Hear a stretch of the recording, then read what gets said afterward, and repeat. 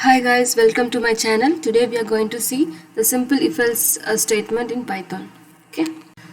I have a variable called a and I'm assigning value 2 to this variable. Okay. If a in range 1 comma 5 and colon. So when I click on enter, if you see here the cursor is placed here. I mean the one tab space of indentation is required in if-else statement as per the syntax. So your next line in the if statement should start after a tab space. Okay. So I'm giving print the value is present.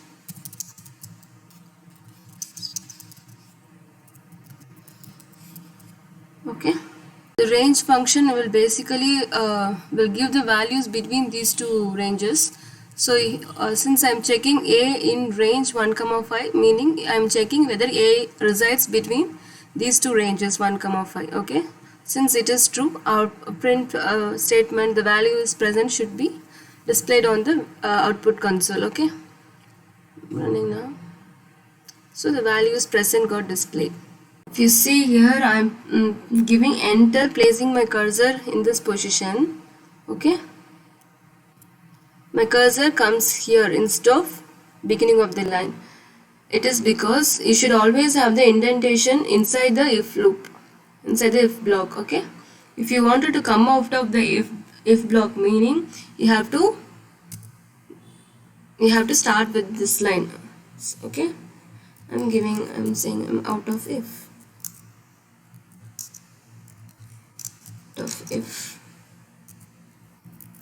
Okay. If suppose I'm assigning the value 10. So it should when I check the condition will go wrong. So in this statement the value is present, it will not be displayed in the console. So it will come out of the if loop, and I'm out of if that statement alone will get printed. Let's see. Okay. See. We shall see about else block now. So if suppose my condition is failed, I have to print some other statement. Now I'm printing else colon print value is absent. Okay. So if you see the else syntax also, it should start with where our if statement starts. Here our if statement starts at the beginning of the line, so our else statement also starts at the beginning of the line. Okay. Okay, so now a we have assigned the value 10 to a, so it will go and check this condition. So whether the a is, the 10 is between the range 1 comma 5. So since the condition got failed, it will go to the else block and print the statement absent. Okay, as soon as the if block completes, we will come out of if, and then we will get this statement printed. I'm out of if statement will get printed. Okay, let's see.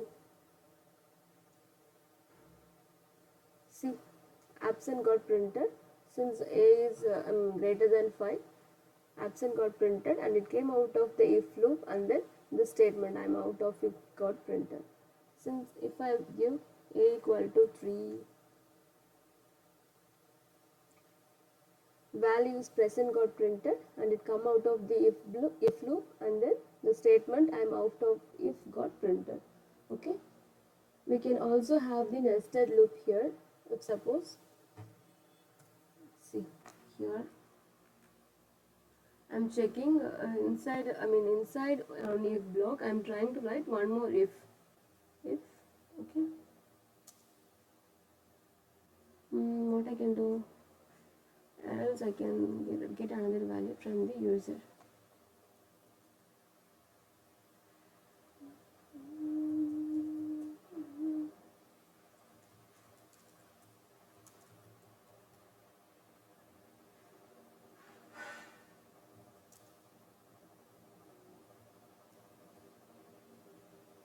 To B. Then we are printing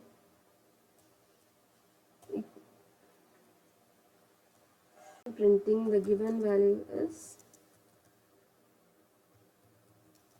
equal to A. Okay. So I'm having, I'm just checking whether the A is inside this range. If it is inside this range, I'm getting the input from the user and trying to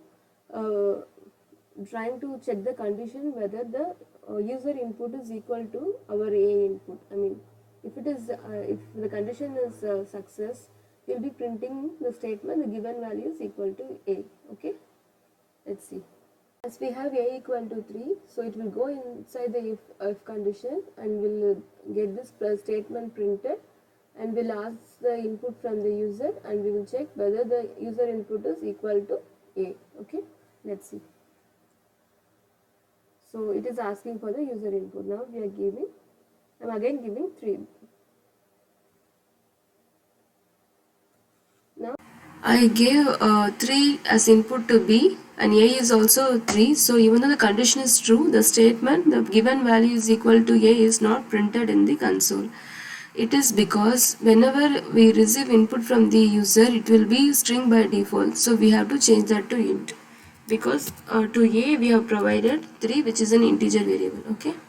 Now I'll change this to int, and we rerunning this program, and again I'm giving 3 as an input to B. See, now the statement the given value is equal to A is got printed. So this is the nested loop. You can also have this nested loop inside the else block as well. Okay.